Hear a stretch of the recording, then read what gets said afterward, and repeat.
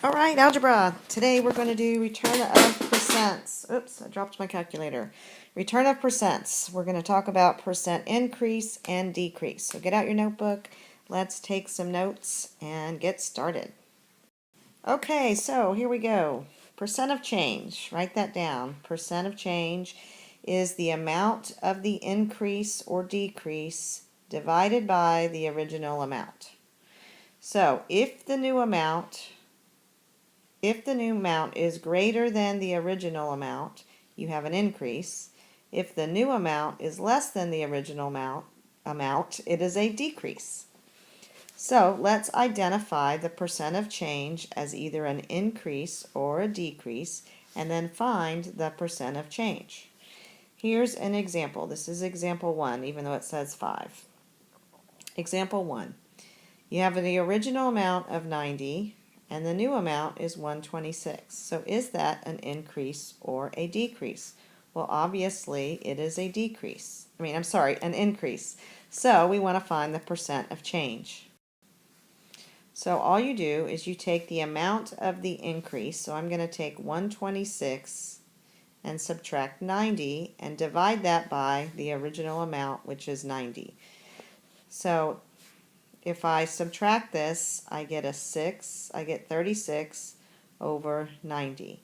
When I divide that out, I divide and I get 0.4.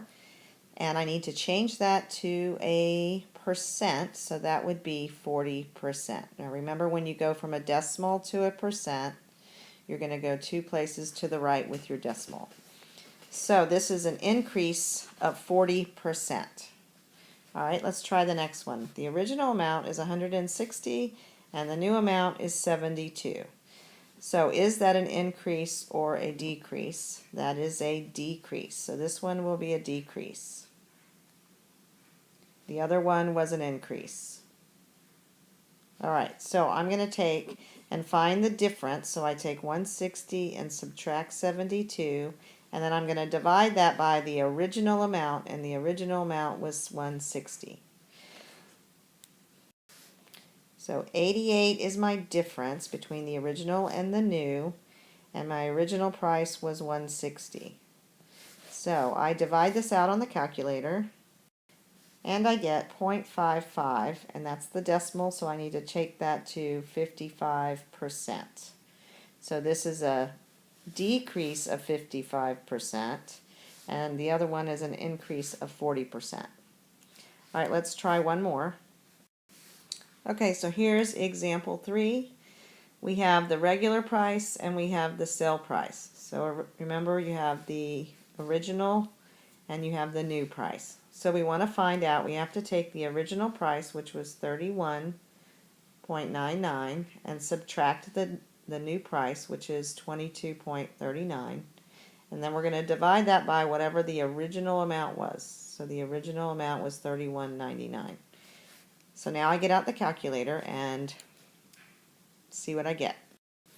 So the difference is 9.6 divided by the original amount, and I get 0.30 something something something. So if I change that then to a percent, I would get 30%.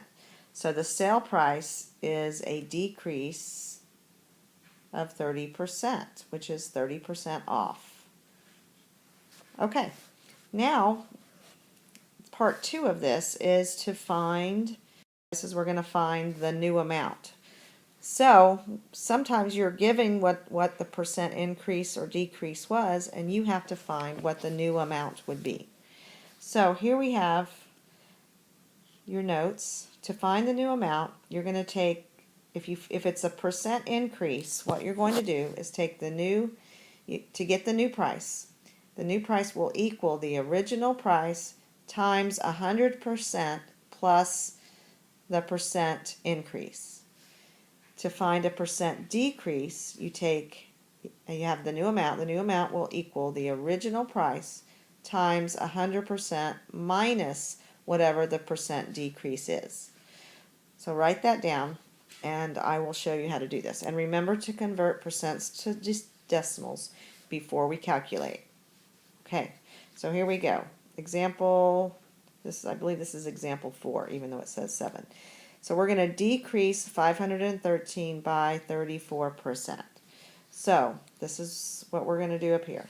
So I'm going to take the original amount, 513.